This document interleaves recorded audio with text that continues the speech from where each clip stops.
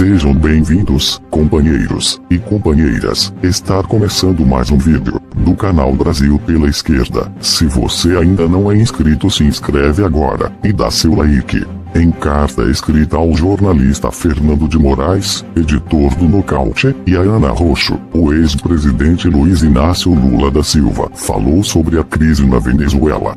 Lula escreveu que por mais errado que seja o Maduro, ele é problema para os venezuelanos e não para os americanos.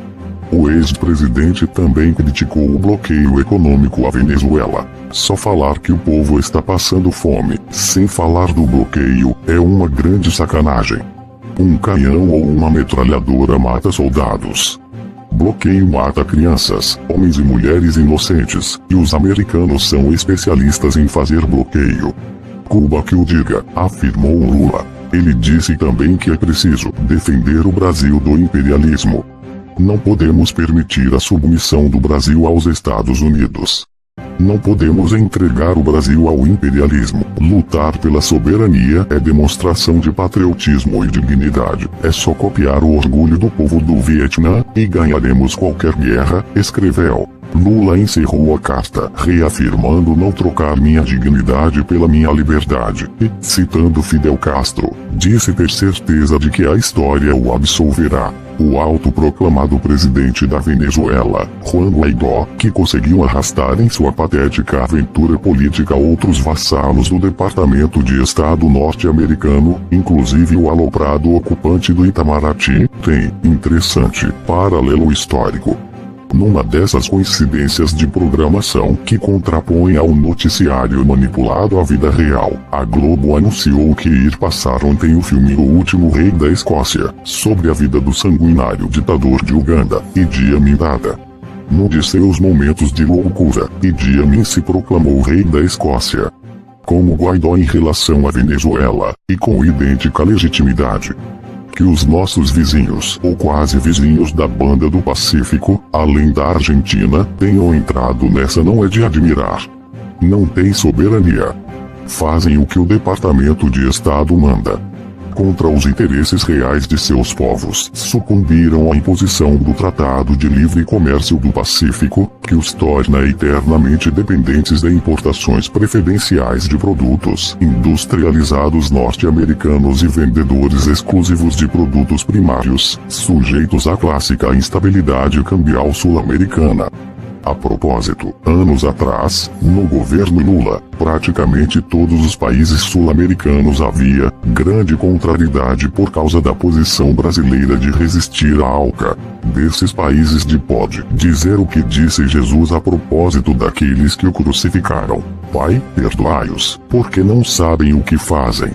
As notícias que tenho tido de Colômbia, Equador e Peru é o risco permanente de crises cambiais em face da instabilidade dos preços dos primários. Jamais sairão disso enquanto perdurar sua escravização comercial aos Estados Unidos.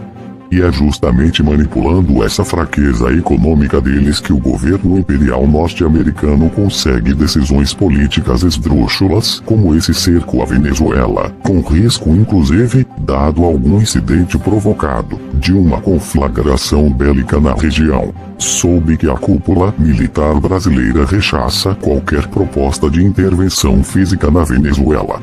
É um alívio.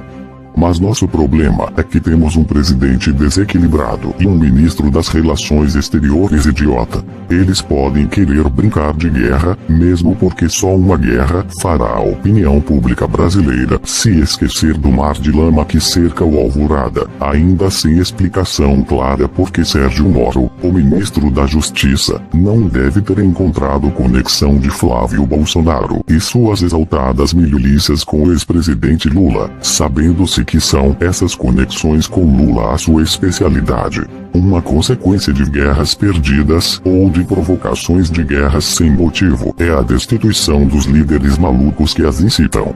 Pelo que já fez, Bolsonaro está em condições de ser constitucionalmente destituído. O Brasil pode suportar, para reagir no momento certo em mobilizações de rua, o fardo de um governo que ameaça competir com o de temer como o pior de nossa história. Em política externa, a questão é mais urgente. Aí não estão envolvidas apenas idiosincrasias de governo, mas questão de Estado. Por isso os generais do governo têm que se preparar para agir. A política externa brasileira não pode ficar nas mãos de moleques. Não estou pregando golpe militar. É que, de uma certa forma, os militares já tomaram o poder no Brasil. O que estou propondo é que assumam suas responsabilidades constitucionais dentro da institucionalidade, através de um vice eleito. Diante do imenso desafio econômico, social e político com que nos defrontamos, só se esses militares forem, também eles, insanos, não procurarão encontrar um caminho do diálogo e do pacto social para colocar o país na trilha do desenvolvimento autônomo, sem subordinação a potências estrangeiras e com o compromisso de nos tirar da crise. Bolsonaro jamais fará isso porque é obcecado pela vingança e pelo ódio, e infende sua solidariedade. É claro que, para isso, é mais importante um governo civil com militares, do que um governo militar com civis. O caminho da negociação política deve passar por aí, descartando-se, com Bolsonaro, seu lugar tenente em economia, também ele movido pelo espírito odioso do neoliberalismo. E no que corresponde à necessária destituição do presidente descontrolado, há vários caminhos. Primeiro, submetê-lo a uma junta médica psicológica. Segundo, iniciar mobilizações no Congresso para um impeachment. Terceiro, pressionar por sua renúncia.